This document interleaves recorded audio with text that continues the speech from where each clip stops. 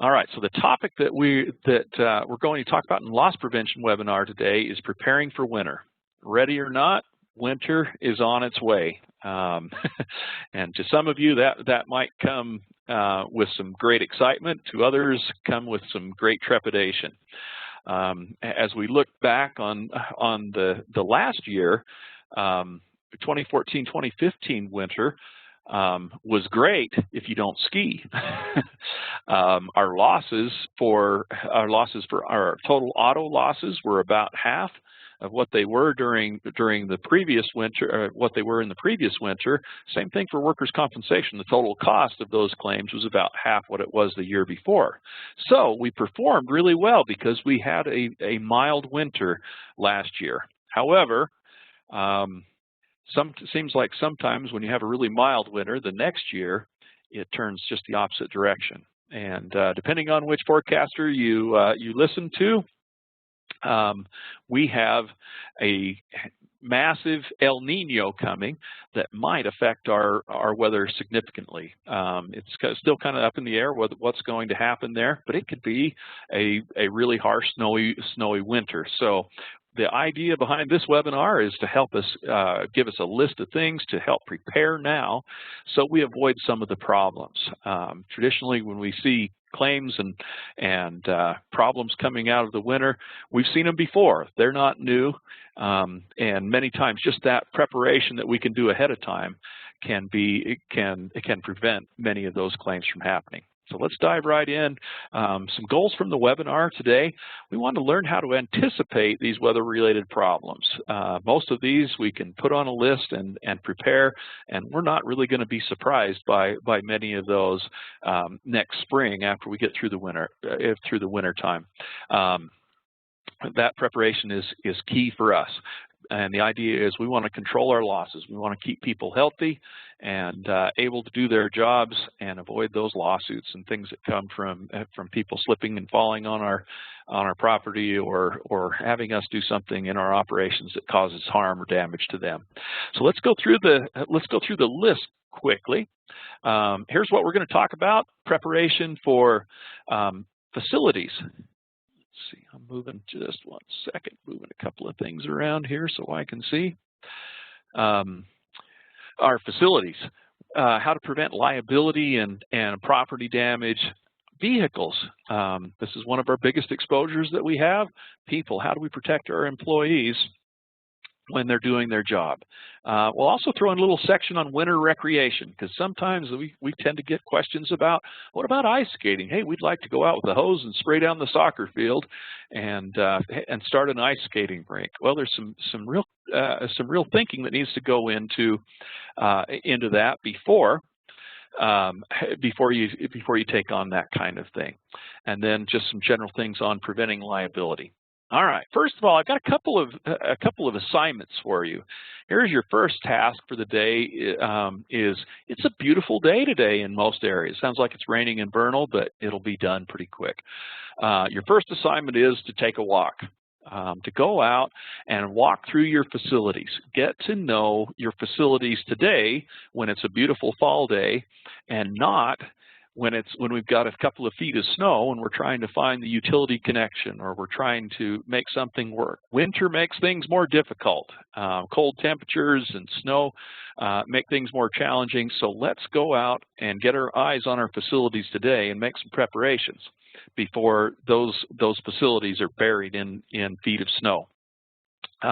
We need to know and mark the location of utility shutoffs, so we don't have to search for that and dig out snow to find where those are. They should be clearly marked ahead of time. That emergency equipment, like fire hydrants, those should also be marked, and then we should maintain those in a clear, accessible state throughout the winter time. Let's take a walk our facilities and look for problem areas. Look for slips and falls. If we've got slopes and grades that maybe you're in a shady area, or sometimes it's just a slope and grade, that if you added a little bit of ice there, we've got almost a certain situation where somebody can fall down. Let's point those out. Maybe certain areas we want to restrict access to during the winter time. maybe we have to put extra attention towards those areas in clearing the snow and putting down ice melt. It might be a daily thing or maybe a couple of times during the day for certain areas. Highlight those and make a plan. Let's look at our lighting. We start to lose daylight this time of year, and luckily we pushed back daylight savings time just a little bit, but about a month from now we will switch back to standard time, and we'll all be arriving to work and going home in the dark. And if you spend much time at work anyway, let's take a look at our lighting now. Make sure the light bulbs are all working in our parking lots and around those areas. It's much nicer to do that today than once the temperatures dropped. Let's prepare our storm facilities. All of us deal with rain and storm in one way or another. I was watching some video of the hurricane pumping moisture into the southeast over the weekend, and just amazing the amount of rain that they've had there. Well, what happens when that rainstorm comes if we haven't prepared by cleaning out the gutters and downspouts and storm drains in our facilities? Well, what happens is we damage our property or potentially somebody else's property. So right now is the time, and throughout the next few weeks as the leaves drop, to be out there and cleaning those facilities and clearing those out so the water can flow freely as it comes through. Let's look at those known areas for ice problems where we have freeze-ups and potentially slips and falls, and see if there's a way that we can clear those out. Window wells, maybe install covers over those. Let's just look at general housekeeping around our facilities. Clean up those leaves and debris because they can contribute to stormwater problems and maybe flooding our basements or damaging our facilities in one way or another.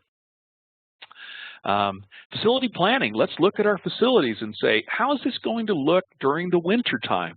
Are we going to have problems with icicles and snow sliding off the roof? In some areas you may have roofs that are made out of metal or other material that the snow slides off easily. In those areas, we may consider putting tabs on those roofs to prevent the snow from sliding too rapidly. We want to have that come off in a reasonable manner. We might want to install some awnings or gables in a different direction to allow people to safely enter and exit our facilities that way. I just see a notice from Cecilia down in Bryan Head. She says it is now snowing in Bryan Head, so it's coming, folks. we will have it pretty quick. Let's look at icicles. This is something that can injure people as they access our facilities. But getting those icicles down, hopefully we can prevent those through gutters or some other means to redirect the water. But if we don't have that, how do we address that? Well, I had a guy that was working at one of the facilities I was working at one time. That was his job, was to go out and clear those icicles. Well, he took a long wooden pole, and he's reaching up, knocking these icicles down, and one ran right down the pole and sliced him. He had about a 3 or 4 inch gash across his face from clearing that. So think about, how do we clear those icicles? Sometimes we get heavy snow. In Bryan Head, they know all about that, and so they have to plan and prepare. But down in the valleys, we don't necessarily always get that 3-foot snowstorm. What if we do? If we have to clear snow from our roofs, what's the process that we're going to do? If we have to do that, can we plan ahead so we provide fall protection? So we have equipment. They have snow rakes that we can use to reach up from down below and pull some of that snow off so we don't have to put people in danger climbing up. If they do have to get on the roof, what kind of fall protection can we provide to them? That's not something that's easy to install after the snow is there, so let's think about that right now. All right. Another task. Today, I would ask you to go and walk your facility and look at your entranceways and check and see if we have a shovel and ice melt available. Those should be out now. We should purchase our supply of ice melt now, so we have it available. We should also look and make sure that we have an log of our snow removal activities. What have we, so we can document what we've done. This helps us to defend a claim if somebody slips on our sidewalks after we've done our job. That allows us to say, hey, we were reasonable and prudent about it. We had cleaned this sidewalk a few minutes before or a half hour before, and and then it kept snowing, and this person fell on that. Well, hopefully we can be able to defend that. Doug, I don't know if you're seeing that. We've got Alan Tuttle has having some audio issues there, so he's not having that. Could you work with him? Other things to look at is defining who has the snow removal responsibilities. If we hire a contractor, let's renew those contracts and send out the terms and obligations. How quick will they be there? What's the reasonable response time? And what will they do? Do they just clear the snow, or do they put down ice melt as well? And just outline that so we know ahead of time. Other things that we can help control those slips and falls would be installing floor mats, rugs, maybe providing squeegees if we have tile or other floors that water could be a problem on, mops and all of that. Having that available so we're not panicking when the storm comes. Let's plan and prepare today. Took that picture this morning, and it looked like our ice melt has gone crunchy, gone a little hard. So we need at the trust need to purchase some new ice melt. So it was a good thing for us to do a walkthrough as well. I doubled that slide for some reason. All right. Building preparation. Some of the things that happen during the winter is we turn on our heaters. Now is a great time to have your heaters or boilers serviced for your facilities. We also need to think about space heaters. This time of year it may start to get a little drafty, and some people are a little more sensitive to the cold than others. They want to bring in a space heater. Well, some insurance companies say these are absolutely forbidden. We don't say that, but we do say that each of these space heaters need to have an automatic shut-off. If they tip over, they should shut off so they don't tip over on the carpet and start a fire. They should be properly grounded. Any of these heaters like this should have the grounding plug, the third prong on the plug. And we should also define what proper usage is, particularly meaning that at the end of the day, this thing goes off, and let people know that if they don't turn it off, it's going away. Put a nice little thread on that so people use that right. They should also not use a space heater around stacks of papers or other combustible materials that could catch on fire. All right. Also preparing our buildings, looking at electrical connections, providing adequate ones. One thing that we've got coming up is the holiday season. We'll be tempted to put up some Christmas decorations or other things that might put additional demands on our electrical system. If we need to put those up, right now is a great time to hire an electrician to come in and install an adequate outlet so we don't see things like these cords and power strips that are overloaded. All right. Building preparation.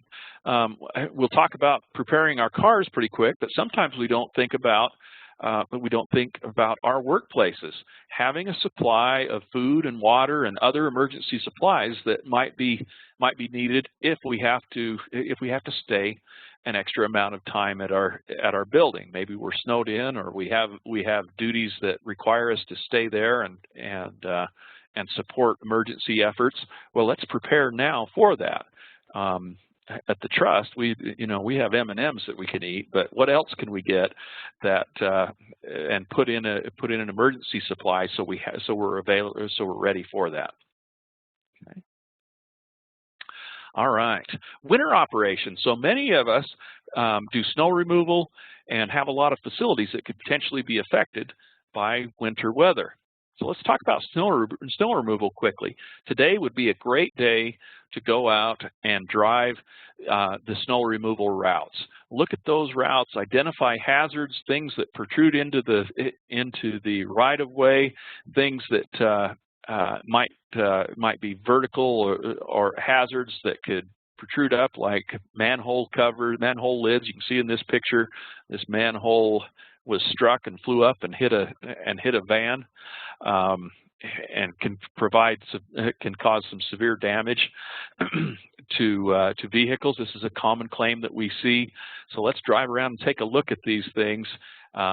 If any of you have driven a snowplow for any amount of time, you probably had one of those quick stops where you found something that you weren't sure was there, or it stuck up a little higher than you were planning on. Let's identify those now and take some action, or at least notify everybody where those hazards are, so we don't have people get injured. And just on that note, we've had a number of people get injured as they're operating a snowplow as they hit something like that. We know there's going to be hidden hazards. We want to identify those, but occasionally they're out there.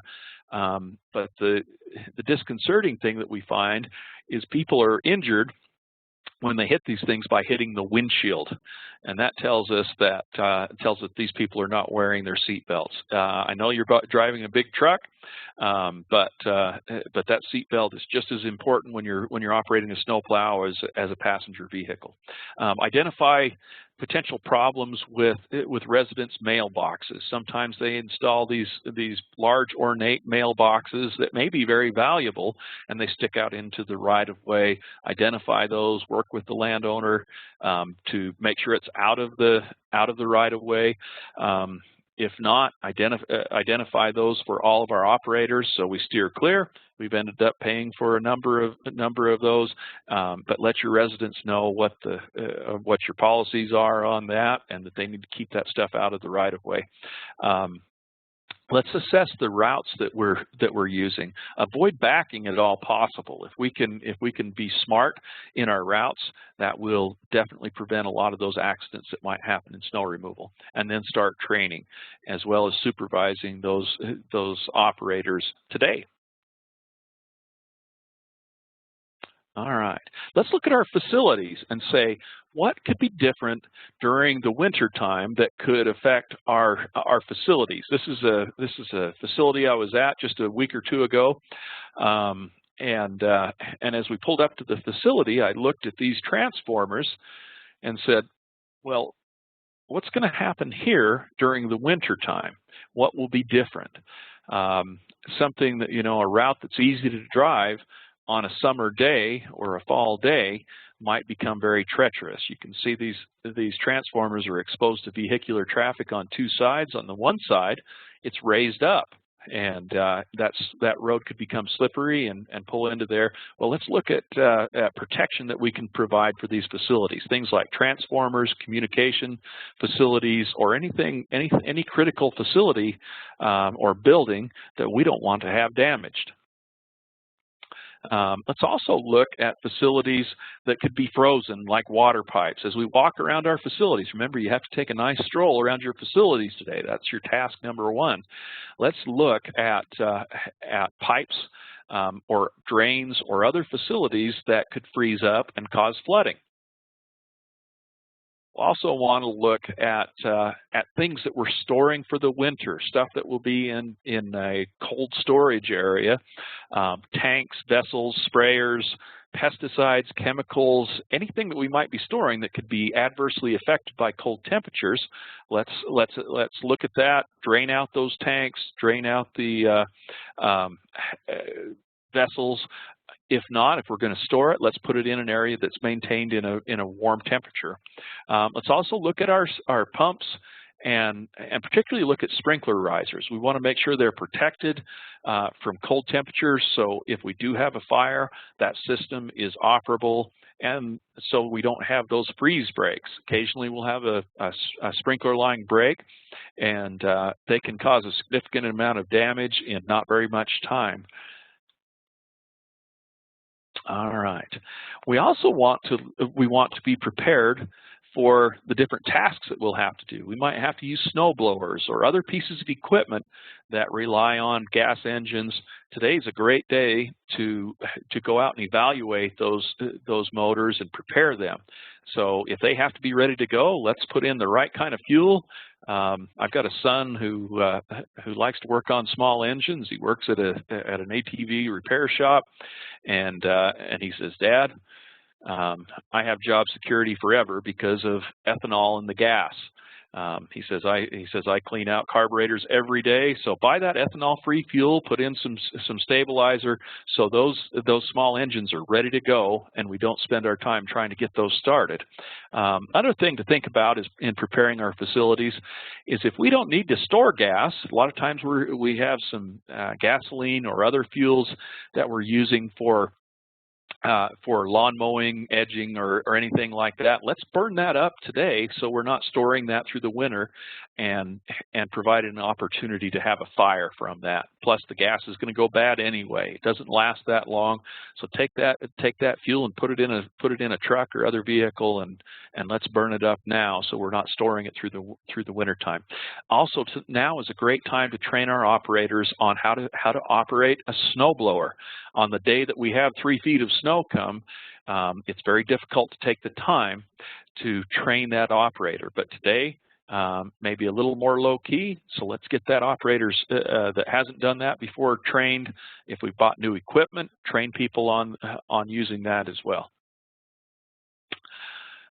Vehicles. One of our biggest exposures that we have are vehicles. We use those, all of us use a vehicle on a regular basis, and they can be a source of many problems during the winter.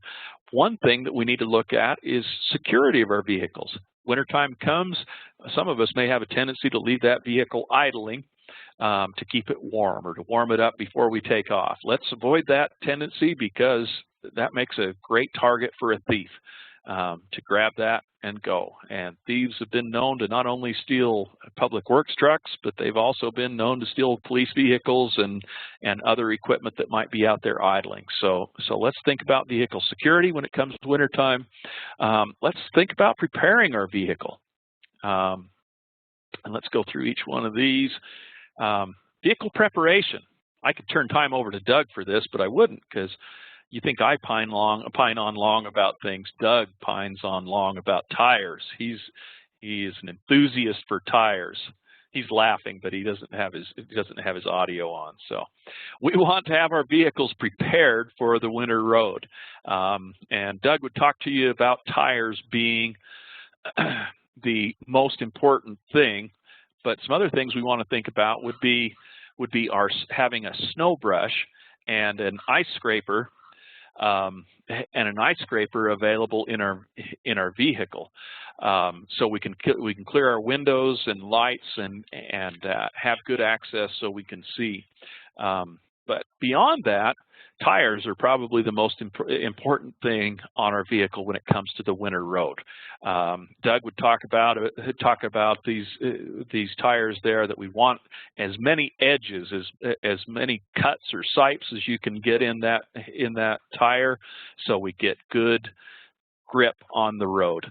Does that mean you put snow tires on? Not necessarily. It kind of depends on your exposure, what part of the state you're in, and what type of vehicle you have. They're great all-season tires, but let's take a look right now. Just because we were able to get through, just because we were able to get by with 2/32 or whatever the minimum level was through the summer, let's not put ourselves at risk now. Every year at the Trust, Doug's over our fleet. He'll walk out and take a look at our tires about this time of year and say, you know, there's another 32nd that we can go legally or whatever it may be, but we want to make sure we've got good tires. Doug, you look like you got something on your mind. Oh, don't forget your windshield wiper blades. That's a good thing to change going into changing seasons also. There we go. That was the next bullet point. Thank you. Make sure your antifreeze is up, your battery's good, and your wipers, all of those things to prepare that vehicle for the winter road. We don't want to find out that the wipers don't work when we have that sleet coming down. So test those today. Also, oh, I left those animations in there. We want to have an auto emergency kit. We do that at the Trust. What this kit contains really depends on how you use that vehicle. Because we at the Trust spend a lot of time on the road, and we cover large distances going around the state doing training and such, we put a pretty significant emergency kit in our vehicles. We also have personal items that we put in there as well, blankets, clothing, maybe some boots to help us help keep us warm if we did happen to get stopped. I was watching. Oh, it was last spring. We had that crazy spring snowstorm that went across Utah and really hit Wyoming, and watched the video of the multiple semi pileup out in Wyoming as these cars crashed, and then many people were stranded out in the prairies of Wyoming in their car for more than a day. That can be pretty miserable if we're not prepared for that. So this is the time of year to add these items to the trunk of our car or inside of our trucks, and make sure that those are available. One thing to keep in mind is to have a cell phone charger and keep your phone charged. Keep your fuel tank above half tank at all times during the winter time, so you're prepared in the event that you do get stranded. Have additional items as you see necessary. Food and water are good items to have in an auto emergency kit. All right. I just had to throw that picture on there. I like that one. And yes, I did start the recording. Doug, thank you for reminding me. All right. Let's talk about people. And how do we prepare people for winter? Seems like people have a tendency to kind of forget what winter's all about as we go through the summer. That first snowstorm kind of reminds us reminds a lot of people what slippery roads are like. So let's talk about that today instead of after that first storm happens. So what kind of training would we do with people? Well, defensive driving is an important thing, and we talk about driving with the conditions in mind. In November, we'll be doing a regional tour around the state. So go onto our website today and sign up for that. Sign all your people up, and we'll provide that training for you. Emergency procedures. What do we do here at the office or at work? How do we handle different emergencies? That's a good time to do a reminder. Train people on cold weather safety, using proper clothing, staying hydrated, and using proper personal protective equipment are important things. Also, slip, trip, and fall prevention. You know, this is one of our big causes of loss and injury to our people are having people slip and fall. And we hurt different parts of our bodies, but a real common one that we have now are people blowing their shoulders out as they slip and try to catch themselves. Those are super debilitating and super expensive. It takes a long time to get people back to work, and ends up costing us all a lot of money and a lot of pain. All right, footwear. Appropriate footwear is important in preventing these slips and falls. Now's a great day to take a look at the footwear in our wardrobe, and if there are some there that are not built for winter conditions, let's either throw them to the back of the closet, or you can donate them to our good buddy Lance. He'll take those and give them to the orphans in Haiti. But let's pull those out of the wardrobe rotation if they're not designed for slippery conditions. What makes a good shoe for winter time? Well, it's about the same as what makes a good tire. Do we have lots of edges, and is the rubber or the material on the sole soft and so it will grab? However, we sometimes have conditions that are bad for even the best of shoes, and we might have to provide some additional materials to help out, to help people keep from slipping. So working in fire service, public works type jobs, a variety of different jobs may require some other resource. So here's one that has spikes on it. There are others that have a little less aggressive. And so I don't know if you can see these. Everything's backward. This just has some small spikes on there. And the nice thing about this product is you put this on the heel of your shoe, and when you're not using it, you can actually just turn it upside down. It has a gripping surface there, but the spikes are not there to damage the hardwood floors or whatever it is you're dealing with. They're kind of nice because you can leave those on all day. You don't have to remember to put those on when you walk out in the slick stuff. Training is an essential part of this in slip and fall prevention. Many slips and falls happen when people get in and out of a vehicle or a backhoe or whatever the equipment is they're using. So train people to be aware of their surroundings.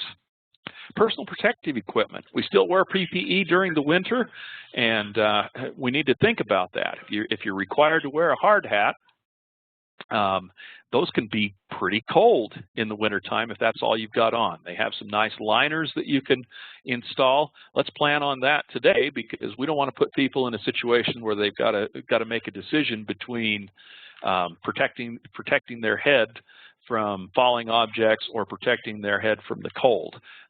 Let's buy that stuff ahead of time so we have it available. Gloves.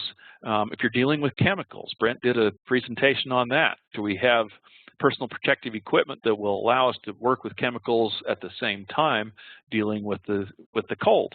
Also think about cold weather is very rough on certain types of personal protective equipment. If you're living out in the basin or in some of the areas where it gets really cold, those regular gloves that we have might shatter or fall apart in 40 below conditions. So let's go out and spec the type of PPE that we use for the conditions that we will potentially see. All right, I want to do a quick section on winter recreation because we generally have several questions that come up about this. Oh, and just a reminder, if you have questions about any of this training, go ahead and type those into the chat box or the Q&A box, so at the end of the presentation we've got those ready to go. We get questions about winter recreation. Hey, we got a pond and we're thinking about doing a skating rink, or what about a sledding hill? Any of these activities can expose us to significant liability. And so how do we go about protecting ourselves from that? Well, let's talk about a few of these things. So we've got sledding hills, ice skating. Sometimes more and more of our members are providing trails and maybe Nordic tracks, Nordic skiing, and a lot of us have trails. And many people are asking out there, hey, we want these trails open during the wintertime. How do we accommodate people's winter recreation desires when our responsibility for slips and falls is still there? Well, let's talk about each of these issues. Sledding hills. Every year we have over 50,000 accidents involving sledding. And it's one of the real common winter accidents that happens. We need to make a decision whether this is appropriate at our facilities or not. If we have an area that is a known sledding hill, we should go out and we decide that, well, we're just going to be kind of hands off, and this will happen in our park or whatever hill is out there. We've got to go and look at that and inspect the area for hazards. If we happen to have a fence post sticking up or some other hazard that we've placed there, there's a good chance if somebody gets injured on that we're going to end up paying for those injuries. So address those areas. If the hazards are too much, block the area off. If we make a decision that they're not going to do it, post a sign and say, we're not going to allow this type of activity here. If you decide to go all the way and provide a designated sledding hill and all of that, we need to be able to designate the resources to make sure we're able to do it safely. That means we take the hazards out of the way, have some designated areas where people climb and people slide, so we don't have conflicting traffic where people could impact each other. Think about the angle. How steep is it? What does the bottom look like? Does it go out into a roadway? Do we need to have berms in the place to slow people down? So we need to think about this type of stuff. We don't encourage this type of activity, but we know it happens, so we need to be actively involved in how it happens. All right. I'll move on for the sake of time. Ice skating. Like I said, every year we get a couple of calls. Hey, you know, we've got this pond. We want to have an ice skating rink. What do you think? Hey, we want to spray water out onto the soccer field. What do you think? Ice skating exposes us to liability.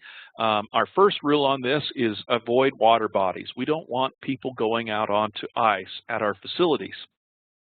Why? Well, people fall through ice and they drown, and it's something that I've watched people do some really, really dumb things. I was it was a body of water one day. This is several years ago, quite a few years ago, and a river flowed into this impoundment. The dam area was frozen over, but where the river was coming in, it was still open water, and there was a guy out there ice skating right along the edge of this open water on the river, and I you know, said something to the guy. He didn't do anything, and I got in my car and drove away because I didn't want to be faced with the situation of having to pull this guy out once he fell through. And anyway, so let's think about that. If we've got a pond or lake or something like that that's within our control, let's consider posting that. Do not go out. Do not access this during the winter time. Hopefully that can distance us a little bit from that.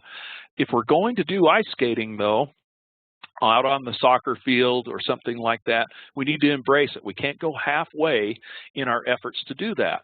That means we need to choose the right location and maintain the surface. That might require somebody being there every day, multiple times, to maintain that surface. Cracks and holes that get chopped or milled out, or debris in the ice can be a hazard that could end up causing us to get sued if an injury takes place. Objects on the outside edges of there that could be hazards should be removed or blocked or protected in one way or another. As with all of our efforts, we should document what we do when we go out and inspect and repair the area. That should all be documented. We should also be able to control access, whether that's through fencing or whatever way that we do that. If there's a problem with the facility, we want to be able to lock that off. All right. So here's a picture here. What's the difference between the right-hand side of the picture and the left-hand side of the picture? Well, the right-hand side of the picture is an ice skating rink. If somebody slips and falls and hurts their bottom on the ice there, that's pretty much expected as part of that activity. On the left-hand side, it's a sidewalk. If they slip and fall on that, we probably own some liability on that injury that happens. So if we have interaction like that, we need to work to protect our assets on that, so to speak. All right, maintaining your surface. Let's look at that. Doug's smiling. Maintaining assets. I really didn't intend that. It was an unintended pun. Most of us can't afford to go buy a Zamboni, but there are ways that we can maintain that. But we need to fill those cracks and holes. And you know, many times, if we're not willing to do the effort that goes into this, we shouldn't do the activity. All right, Nordic skiing. Once again, if you decide to do it, maintain these trails. Go out and regularly maintain that. Inspect for hazards. Winter trails. We have a lot of questions about this. People say, "Hey, I've got all these residents that are calling up saying we want these trails open during the winter as well. You put these great trails in. We want to be able to use those all year long." And the question generally is, what do we do about that? Can we just lock those off? What's the best way to handle that? Well, there's a real challenge that has come to this, in that if we have taken money, federal highway money, for any one of these trails, we are obligated to keep the trails open during the wintertime. Here's a memorandum that basically says that you need to clear the trails and provide snow and ice removal. Well, this is a problem for us because many of these trails were not designed for wintertime traffic. They were not. The slopes are greater, and we have shady areas that could develop ice. We need to have a decision ahead of people calling up and saying, "Hey, I want this trail open." If you haven't taken the federal money, you can make a decision. We're not going to open those. You can take the risk of just closing those off and having people complain. Or one of the things that I've suggested is if people absolutely insist on this, you can make the trails a Nordic trail where people can cross-country ski. You can go out and maintain that much easier than you can providing a non-slip surface on a trail that's not used very often. That takes a lot of our resources. So really think about this before you dive into those trails. Sidewalks through this to about the end. We need to right now, today, check our code. If we're a city that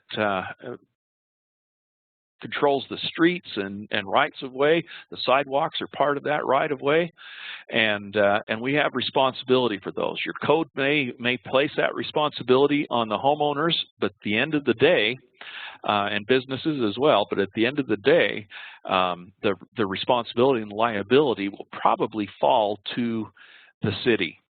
And so let's look at our codes, how those ordinances are written. We can place that responsibility on the homeowner or business, but we have to be willing to enforce that.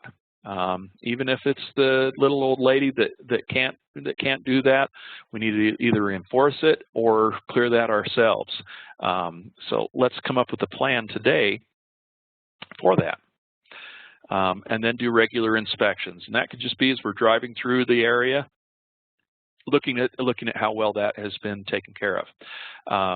Do some regular audits. I just bring this up because sidewalks are a real concern. We've had a couple of giant claims in the last year coming from slips, trips, and falls on sidewalks. So let's audit our facility or our sidewalk facilities regularly. Come up with a priority list. Identify those problems. If we find an uplift or a problem there, let's identify it. If it is a slip hazard from ice and snow, get out there, put down our ice melt, clear the snow, and document what we've done and fix that stuff. We also need to designate a reasonable amount of our budget towards fixing that. All right, let's see. So, in summary, we have many serious hazards that present themselves because of wintertime conditions, weather, temperature, all of these things. We can control those, but the most important things is we need to identify those hazards early so we can take action. We need to inspect our facilities regularly, respond quickly if there's a complaint or a problem, and then document. You're sick of hearing me say that, but that's an important part of defending ourselves if we are questioned on that. Okay, I think that's it. Doug, do we have any questions that you've seen from your end? I can think of a couple of questions. You were talking about the ice skating. What if you do have a pond that you're using for ice skating? Are you saying just never use a pond for ice skating? Or are you saying, are there any procedures that you might implement when doing that with an actual pond? You know, my first response is just don't do it. Just avoid those natural bodies of water. The problem is having a consistent layer of ice is really difficult. There can be springs, methane vents, different, flowing water coming in, and so having a consistent ice layer is really difficult. If you were to do that, you would want to have regular checks: ice depth, thickness, quality of ice. and have an ability to close that area if the conditions deteriorated. But really, my recommendation is just don't do it on a natural body of water, because it's just very risky, because people do some very, very dumb things when it comes to ice. They'll go out places where it's obviously a hazard. So, okay. Anything else, Doug? Nope. Okay, Brent's muted, so we'll buffer just for a second. There he is. No, good to go. Good job, Jason. You're good to go. I don't see any questions coming in, so it was either really bad or really good, and we covered it all. So that was outstanding, Jason. Good job. Very comprehensive. All right, we covered a lot of stuff. Thanks, folks, for logging in, spending some time talk about this. Once again, today is the day. Go out and take your walk, investigate any problems that you find, and take action today, because tomorrow it might snow, or today if you're in Bryan Head, because it's snowing there now. Let's get ahead of it so we avoid these problems that could happen. Thank you so much. I appreciate your time. If you have any questions, please contact Brent, Doug, or myself. We'd be happy to do that. Make sure you sign up for training. Remember that those regional courses are on our website, as well as that our leadership conference. That will probably be full this week, if not today, because I've plugged that a little bit. So make sure you sign up right away if you want to attend. Thank you very much. Have a safe day.